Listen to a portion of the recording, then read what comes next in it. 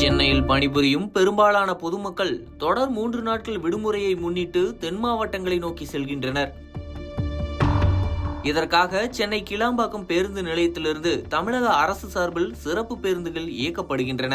வழக்கமாக இயக்கப்படும் பேருந்துகளின்றி கூடுதலாக 340 அரசு பேருந்துகளை இன்று இயக்க திட்டமிட்டிருந்தனர்.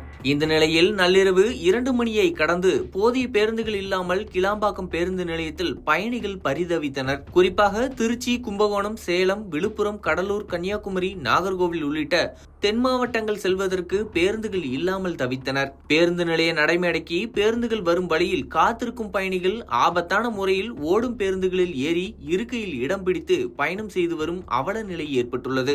அசம்பாவிதங்கள் ஏதும் ஏற்படாமல் தவிர்ப்பதற்காக 200க்கும் மேற்பட்ட காவல்துறையினர் பேருந்து நிலைய வளாகம் முழுவதும் குவிக்கப்பட்டுள்ளனர்.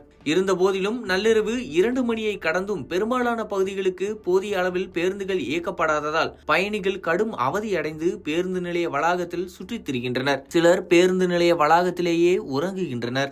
பேர் இன்னும் நிக்கிறாங்க. போதுமான அளவு பஸ் வசதியே இல்ல.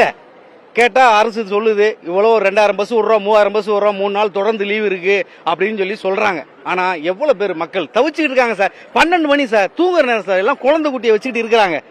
இப்ப பாருங்க, இந்த பஸ் மதுரை போகுதுன்னு சொன்னாங்க. அது அடிச்சு பிடிச்சிக்கிட்டு அவங்க என்னமோ அந்த ஊர் கிராமத்துங்கள்லாம் அந்த டவல் செப்பல் தூக்கி சீட்டு போடுவாங்களா அந்த மாதிரி போட்டு வச்சுக்கிட்டு இருக்காங்க. இப்ப அது மதுரை போவாது, தஞ்சாவூர்ன்றாங்க. அப்போ இது அதிகாரிகள் என்ன பண்றாங்க? இங்க ஒரு அதிகாரி ஏதாவது இருக்காங்களா சார்? போதுமான மக்கள் இங்க வர எவ்வளவு பேர் நிக்கிறாங்க. ஏதாவது ஒரு அதிகாரி பஸ் அங்கே வருது, இது எங்க வருது, ஏதாவது சொல்றாங்களா பாருங்க. ஒரு அதிகாரிகள் சார். இப்போ இவ்வளவு பேர் வெயிட் பண்றோம். அதுக்கு யாராவது திரும்பி அதிகாரிட்ட பேசிட்டு புதுசா பஸ் அலர்ட் பண்ண சொன்னா அதெல்லாம் எங்களுக்கு தெரியாது. 30 பஸ் அலர்ட் பண்ணாங்க, 30 பஸ் முடிஞ்சது, நீங்க யார்ட்ட வேணாலும் பாருங்க சொல்லிட்டு எந்த ரெஸ்பான்ஸுமே இல்லாம மக்கள் அவரோட அதிகாரி போயிட்டே இருக்கிறாரு. இதுக்கு மேல எங்களுக்கு என்ன பண்ணணும்னு தெரியல. நான் மன்னார்குடி போனோம், கும்பகோணம் வண்டிக்காக வெயிட் பண்ணிட்டு இருக்கேன். அங்கிருந்து போலான்னு. ஆனா கும்பகோணம் வண்டி ஒண்ணு கூட இங்க இல்ல.